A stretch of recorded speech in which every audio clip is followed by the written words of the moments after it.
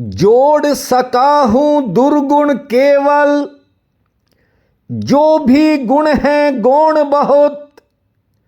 मैंने सरल सीधी रेखा सा, बाकी मुझ में कौन बहुत।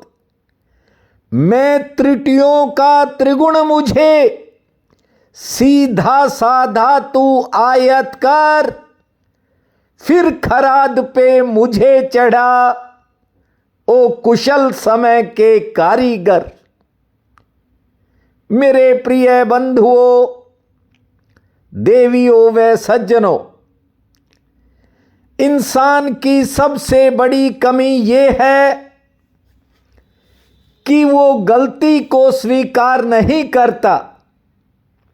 एक झूठ पर 10 झूठ बोलने पड़े तो भी हिचकिचाता नहीं है। मैं त्रुटियों का त्रिभुज मुझे, त्रुटियों यानी गलतियों का त्रिभुज हो, मुझे सीधा साधा कर दे। भले एक बार फिर मुझे खराद पर चढ़ाना पड़े तो ओ कुशल समय के कारीगर, एक बार मुझे फिर अपनी खराद पर चढ़ा दे। इन पंक्तियों को लिखने वाले ने गहरी बातें लिखी हैं, किंतु इंसान कुछ समझने को तैयार नहीं है। आज बात की गहराई को समझना।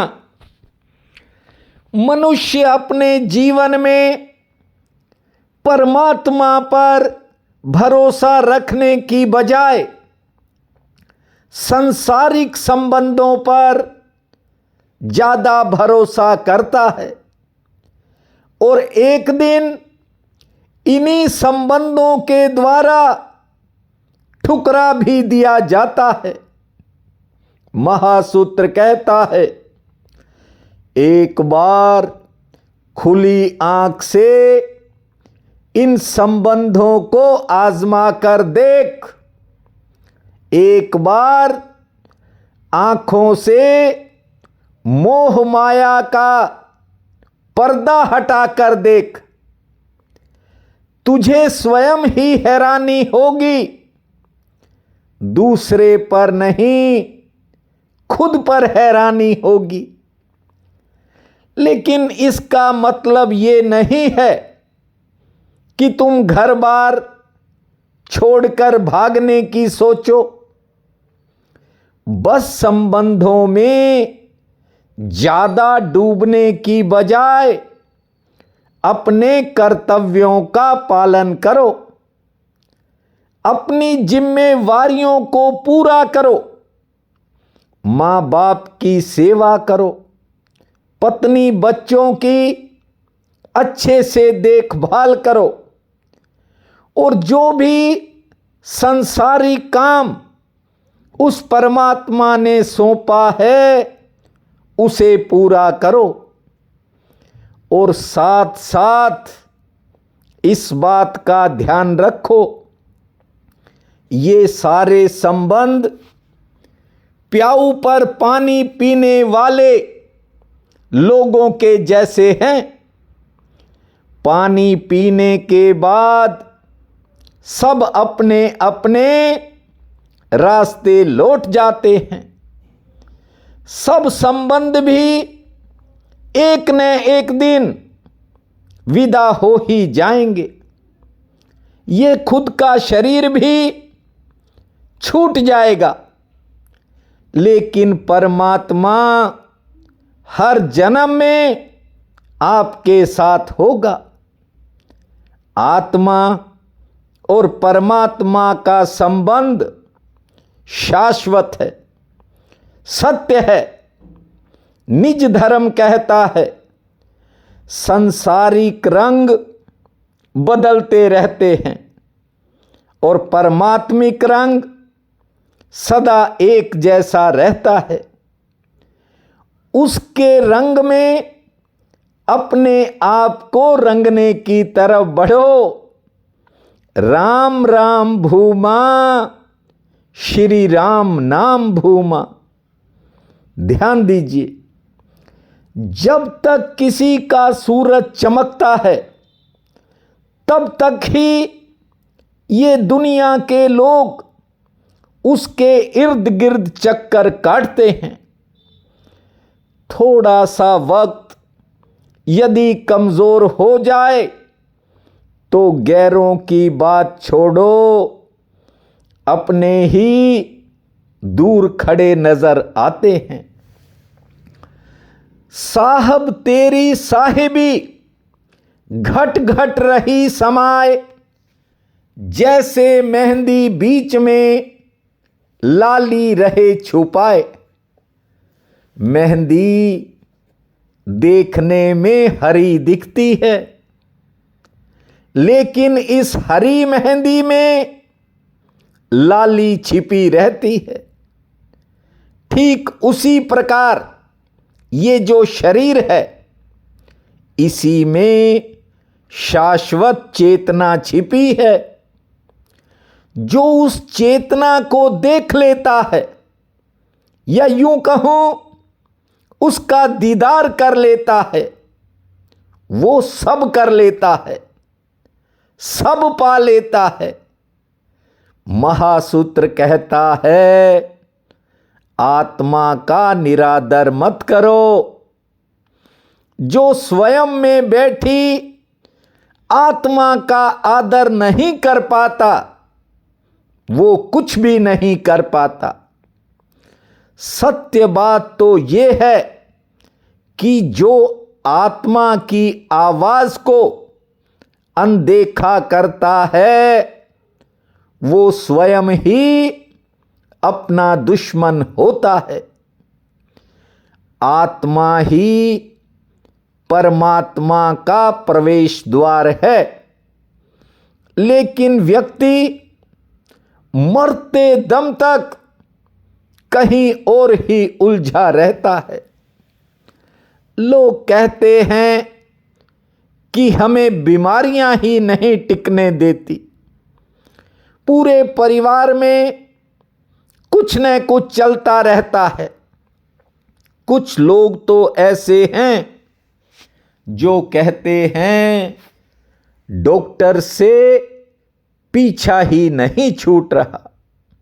आप ही बताओ क्या करें। जरा सोचो, हर दिन बोलता हूं, सालों साल से बोल रहा हूं, उठते ही धरती मां को प्रणाम करना, इतनी बार लंबी श्वास छोड़ना, इतने मिनट शांत बैठना, फिर खुले आसमान को निहारना, सूर्य नारायण मां तुलसी को जल देना, 2 रोटी पुण्य में लगाना और संध्या के समय ठाकुर जी के चरणों में एक ज्योत जलाना। अब किसी की समझ में बात नहीं आती तो मैं क्या कर सकता हूं। बात को ठीक से समझें। ये शरीर, मनुष्य की जो देह है, ये 5 भौतिक तत्वों से बनती है। पृथ्वी, जल, वायु, आकाश और अग्नि। सुबह उठते ही इन 5 भौतिक तत्वों का धन्यवाद करने के लिए कहता हूं। उठते ही आपने धरती मां को प्रणाम कर दिया, फिर आपने लंबी श्वास ली, वायु देव का धन्यवाद हो गया, फिर खुले आसमान को निहारा, अपनी निष्ठा दिखाई, और फिर उसके बाद जल, सूर्य नारायण जो कि प्रत्यक्ष देवता हैं, उनको आपने जल अर्पित कर दिया। मां तुलसी को शनिवार को पीपल में जल देने की बात कहता हूं, जो कि ऑक्सीजन का महास्रोत है। देखिए, इन 5 तत्वों का धन्यवाद करने के लिए प्रतिदिन कहता हूं। और फिर ज्यादातर बहन भाई गृहस्थ आश्रम में हैं, इसीलिए 2 रोटी पुण्य में लगाना, ये बात कहता हूं। ये गृहस्थ का धर्म है कि खाओ ही खाओ मत, खिलाओ भी। और फिर प्रतिदिन के अनुसार मंत्र भी बताता हूं ताकि मन शांत रहे। धर्म के मार्ग से यदि आपने शरीर की रक्षा की, याद रखना कुछ नहीं बिगड़ेगा, क्योंकि इसी शरीर के भीतर उस आत्मा का निवास है। लेकिन लोग सोचते ज्यादा हैं, करते कम हैं। और महासूत्र कहता है, सोचने से कुछ नहीं होगा, तुम्हें हर दिन उठना पड़ेगा, हर दिन शरीर के स्वस्थ रखने के लिए प्रयास करने पड़ेंगे, मेहनत करनी पड़ेगी, श्रम उठाना पड़ेगा। और वो कोई चाहता नहीं। बस स्वस्थ रहने के बारे में लोग सोचते रहते हैं, आलस्य को नहीं त्यागना चाहते और दवाओं के सहारे चलने में ही ठीक फील कर रहे हैं। दूसरी बात यह है कि इंसान ने मानसिक स्तर पर बड़ी ज्यादा बीमारियां पाल ली हैं और इन मानसिक बीमारियों का सीधा असर इंसान के दिलो दिमाग पर पड़ता है। हर कोई किसी न किसी रिश्ते से प्रभावित है। कोई कहता है पत्नी बात नहीं सुनती, और कोई कहती है कि पति का व्यवहार ठीक नहीं है। अभी कल आपको बंगाल की एक बहन की बात सुनाई थी। उसे उसके ही बेटे ने निराश कर दिया। जानते हो, जब राजा दशरथ की मृत्यु हुई तो कुछ दिनों तक उनका अंतिम संस्कार नहीं हो पाया था। 4 पुत्र थे राजा दशरथ के, लेकिन राजा दशरथ के अंतकाल में एक भी मौजूद नहीं था। मेरे पिताजी कथा में इस समय को जिस प्रकार सुनाते थे, उन्हीं की भाषा में आपको सुना रहा हूं। महलों में लाश है राजा की, वन में श्री राम और लक्ष्मण हैं। अंत्येष्टि क्रिया हो किस प्रकार, ननिहाल में भरत शत्रुघ्न हैं। महल में राजा दशरथ की लाश पड़ी थी।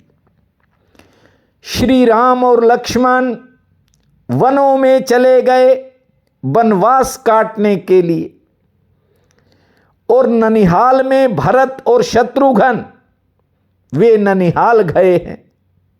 अब अंत्येष्टि बताओ कैसे हो। पिताश्री कहते थे, दुनिया की सूरत साफ साफ इस जगह दिखाई पड़ती है।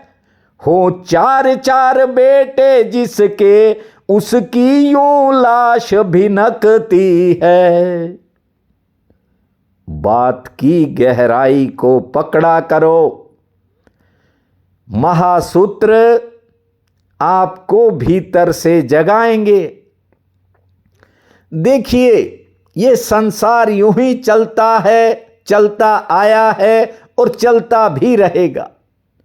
लेकिन यदि आप इसे ठीक से ना जी पाए, आप कुछ पल भी सकून में ना बिता पाए तो परमात्मा भी कहेगा कि जो शरीर देवताओं को नहीं मिलता वो मनुष्य शरीर तुझे दिया और तूने क्या किया। वर्षों से कहता हूं वो परमात्मा काम आएगा। भक्ति भजन हरि नाम है, दूजा दुख अपार। ठीक से समझ लीजिए, भक्ति भजन हरि नाम है, दूजा दुख अपार।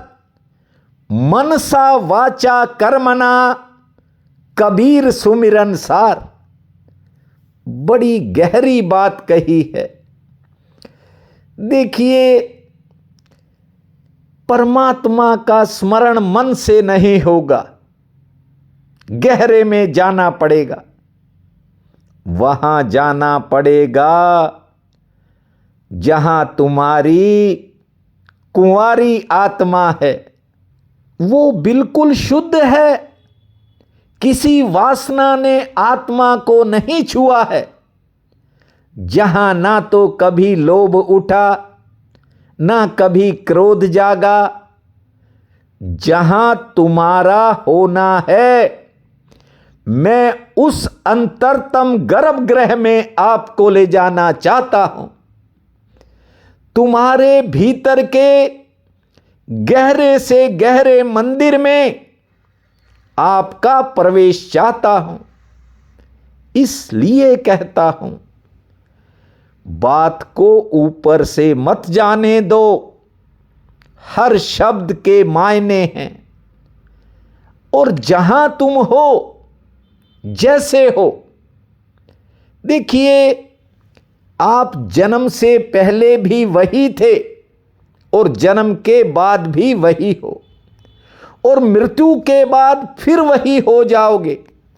जानते हो, एक बार सही मार्ग हाथ में आ गया तो हर जन्म में वही भजन उठेगा और वही भाव उठेगा। आज माघ शुक्ल पक्ष की भी दशमी है, बहुत बड़ा पुण्य काल रहेगा। उठते ही धरती माँ को प्रणाम करना, 10 बार लंबी श्वास छोड़ना, 50 बार ताली बजाना, 10 मिनट शांत बैठने के बाद खुले आसमान को निहारना, सूर्य नारायण माँ तुलसी को जल अर्पित करना, गणेश जी का नाम लेकर अपने कामों की शुरुआत करना, 2 रोटी पुण्य में लगाना और संध्या के समय गणपति जी के चरणों में एक ज्योत जलाना। भूमा गण गणपते नमः, भूमा गण गणपते नमः। इस महामंत्र को जपना, समय आपका मंगलमय रहेगा।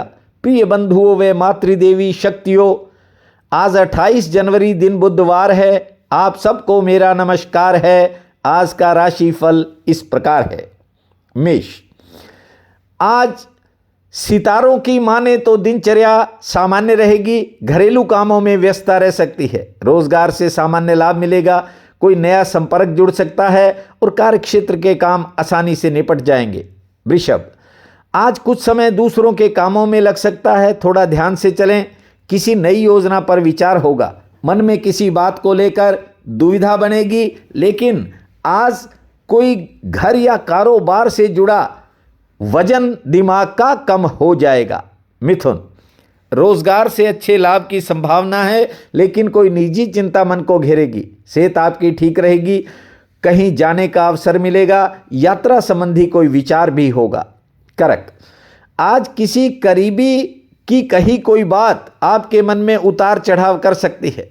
आमदन के लिए दिन ठीक है। घरेलू मोर्चे पर, संतान संबंधी कामों पर कुछ नए खर्च सामने आ सकते हैं। कार्य क्षेत्र में भी काम का दबाव कुछ ज़्यादा रहेगा। सिंह, आज किसी काम को लेकर आपको अचानक कुछ नए विचार मन में पनपते दिखाई पड़ेंगे। करीबी लोगों से मिलन का योग है। समय आज दोपहर बाद बदलेगा और कोई पुराना काम बन सकता है। सेहत आपकी ठीक रहेगी। कन्या, जरूरी किसी काम में अचानक कोई कठिनाई सामने आ सकती है। लेन देन के कामों में राहत मिलेगी। सेहत पक्ष थोड़ा नरम है। हाँ, किसी नए साधन से कोई आपको फायदा मिल सकता है। तुला, मन में अचानक कोई ऐसी बीती घटना याद आएगी जिसके कारण आपके मन में कुछ समय बेचैनी रह सकती है। कारोबार के लिए समय सामान्य रहेगा। आज कोई नया संबंध जुड़ सकता है और किसी रुके हुए काम में गति आ सकती है। वृश्चिक, आज किसी करीबी से मिलन के संकेत हैं। घर परिवार में सेहत संबंधी कुछ नए खर्च हो सकते हैं। चिंता भी हो सकती है। आपकी सेहत ठीक रहेगी। यात्रा में थोड़ा सचेत रहें और कोई पुराना काम बन सकता है। धनु, मन में दिन भर विचारों का उतार चढ़ाव रहेगा। कहीं जाने का मन होगा। कारोबारी सितारे ठीक हैं। आर्थिक पक्ष भी ठीक है। कोई नई मुलाकात आपके लिए फायदेमंद रहेगी। मकर, आज व्यापार में थोड़ा उतार चढ़ाव रहेगा। दिन आमदन के लिए मध्यम श्रेणी का है। नौकरी पेशा लोगों के काम आसानी से निपटेंगे। किसी के सहयोग से सरकार संबंधित काम में सफलता मिलेगी और कोई करीबी निराश भी कर सकता है। कुंभ, कार्य क्षेत्र में बिना वजह किसी काम में देरी होने के संकेत हैं। कारोबार के लिए दिन ठीक है। सेहत पक्ष मामूली नरम रह सकता है। मान सम्मान में बढ़ोतरी होगी और दोपहर बाद कोई पुराना काम बन सकता है। मीन, घर परिवार में कुछ नए खर्चों से सामना होने के संकेत हैं। संतान संबंधी कामों में इंतजार करना पड़ेगा। सेहत ठीक रहेगी। मित्रों का सहयोग मिलेगा और आज कोई पुराना रुका हुआ काम या आगे बढ़ेगा या बन भी सकता है। आज का ये दिन आप सबके लिए अति शुभ फलदायी हो, यही मेरी कामना है। आप सबका बहुत बहुत धन्यवाद।